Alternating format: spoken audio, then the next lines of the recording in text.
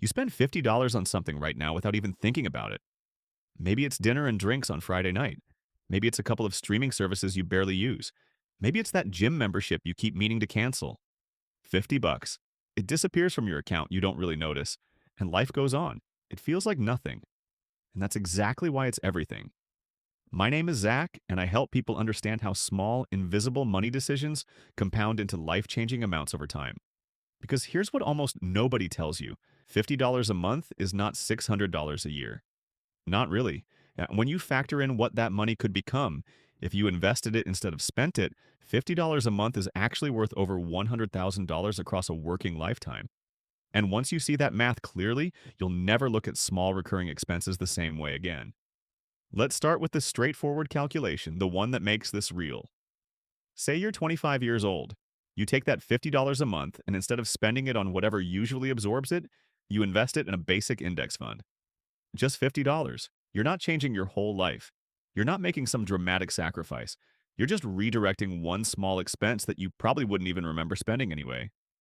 At a 10% average annual return, which is roughly what the stock market has historically delivered over long periods, that $50 a month turns into about $118,000 by the time you're 65. 40 years of just $50 monthly contributions. You personally put in $24,000 total. The market did the other $94,000. Your money made 4 times more than you contributed. That's not a get-rich-quick scheme. That's just compound growth doing exactly what it's supposed to do when you give it enough time. But here's where this gets even more interesting. Most people don't just have one $50 monthly expense they could redirect. They've got 3 or 4 or 5. Let's be honest about what this actually looks like in real life. You've got a premium streaming service you watch maybe twice a month, $17.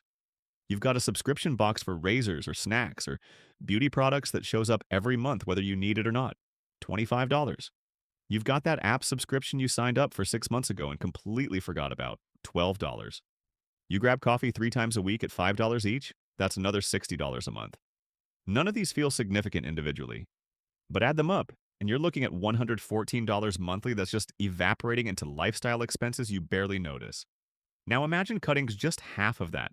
You cancel 2 subscriptions, make coffee at home 4 days a week instead of 7, keep one streaming service, and rotate the others every few months.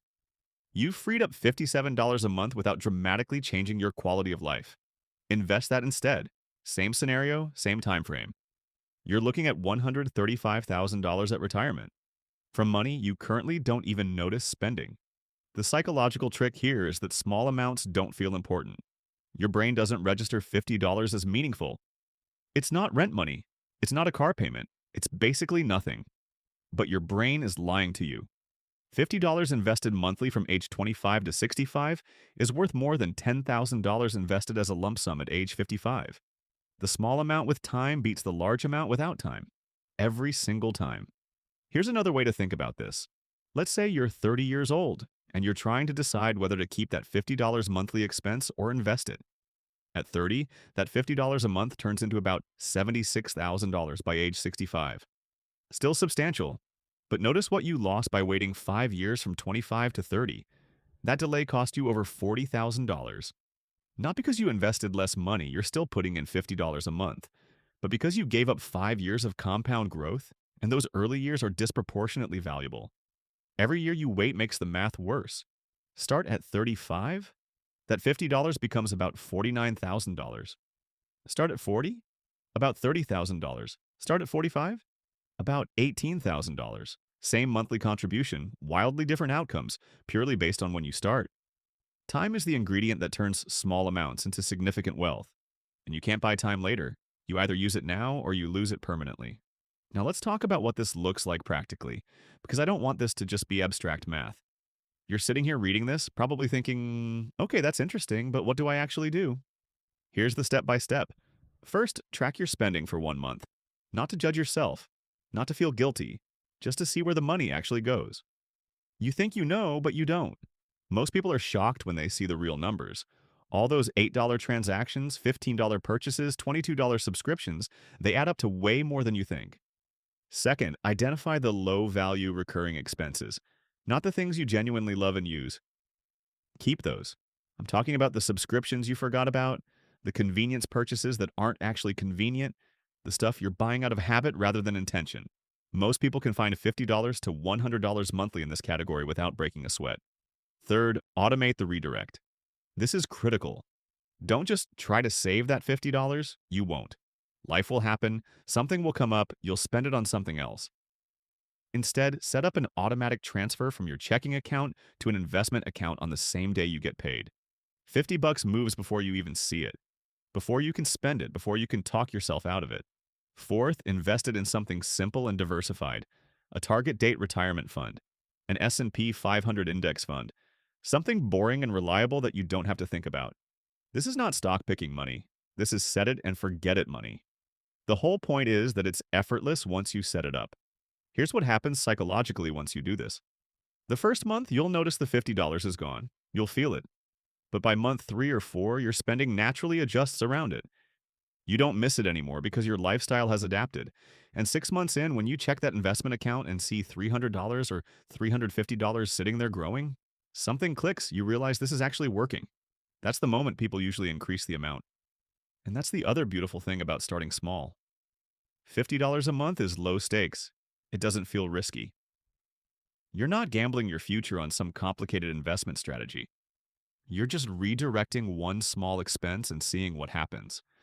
And when you see it working, when you watch that balance grow month after month, it becomes easier to find another $50, then another $100.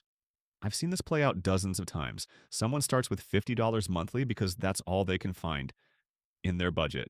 2 years later, they're investing $300 a month because they've optimized their spending, maybe got a raise, and most importantly, they've built the identity of someone who invests. The habit compounds just like the money does. But here's the thing that keeps most people from ever starting. They look at $50 a month and think, that's not going to make me rich. What's the point? And they're right. $50 a month won't make you rich next year or even in 5 years. But it will make you significantly wealthier in 20 or 30 years, and more importantly, it builds the most valuable financial skill that exists, the ability to delay gratification and think long-term.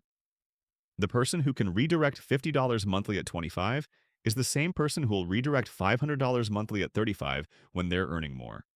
The habit scales, the mindset scales, and the wealth that comes from that mindset is what actually changes your life. So yeah, go find your $50. Look at your subscriptions, your convenience spending, your mindless purchases. Pick one thing that you honestly won't miss. Redirect it, automate it. Then forget about it and let time do the heavy lifting. Because that $50 you're about to spend on something you won't remember next week could be worth $100,000 you'll definitely remember at retirement. That's not hype. That's just math.